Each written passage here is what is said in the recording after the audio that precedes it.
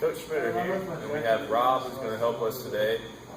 This video is going to be the first video in the series that goes along with the simple observation blog post, where we're going to now go over different warm-ups where you can watch your athletes and see some of the things that you might need to address later just while watching them warm up, instead of, again, having to put them through a full-out movement screen or anything like that.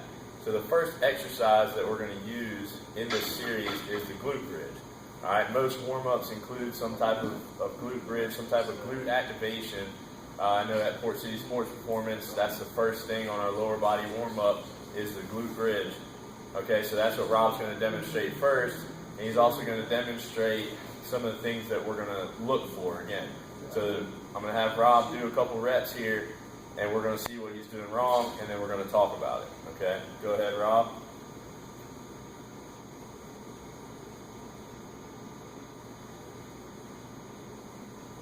Okay, now notice the shaking, okay, in his hips, the inability of him to be able to lock completely out. When you see that, the first thing you have to think of is that the glutes are just too weak in order to lift them all the way up off the floor.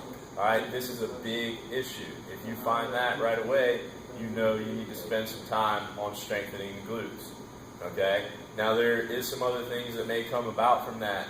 They could have had some type of injury which is causing, a nerve issue if you're seeing that much shaking or something like that, or inability of the glutes to function.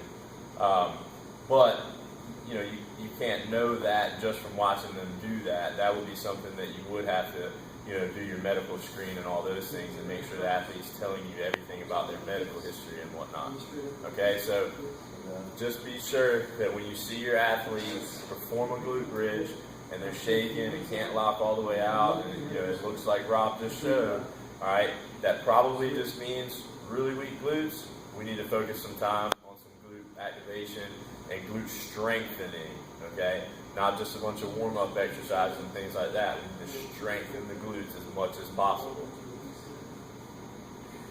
Okay, so the next part of the glute bridge that we're going to go over, the next thing that we might see is going to be Rob's going to perform a couple reps again. And this time, we're going to look at his lower back specifically. Let's see what he's doing in the lower back, and then we'll talk about it. Go ahead, Rob. All right. So what you noticed there when Rob performed the glute bridge was an excessive hyperextension or overarching of his lower back. Okay? When you see that, you know that the abs are not being flexed the way they should. Okay? They're not being activated. So, the next question is, did I cue them to do that? Are they not understanding this cue? So if I can say, Rob, the goal of this exercise is not only to contract your glutes, but also to contract your abs at the same time. Now, can you do that for me? And then Rob performs a perfect glute bridge as he just did, then I know it was just a cueing issue. But if I cue him and he still can't do it properly, maybe he's just not understanding that concept of glutes and abs at the same time. Okay, so something like an RKC plank where the abs are contracted first and then you get them to contract the glutes after that might be what they need to make that mind-muscle connection, so to speak. Okay? The next thing that we're going to talk about that we might see, and especially in the sports performance world, you get some type of, one-sided athletes, your baseball, softball, even soccer, volleyball, those things, where you see major glute imbalances, okay? You might see Rob go to perform his glute bridge, and it looks like this.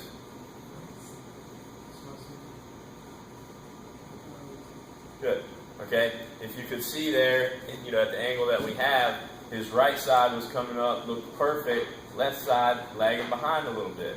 Okay, so from this we can infer that his right glute is strong, is working properly, okay? That his left side, maybe he has tightness in his hip flexor, in his quads. It could be tightness, it could be weakness, probably a little bit of both that's affecting him from being able to, evenly bring his hips up, to do a perfect glute bridge. Okay, so again, simple warm up. You know, he's doing 10 of them in his warm up, and there's 3 different things that you can look for, and that then you can use what you get from feedback just from watching your athlete warm up.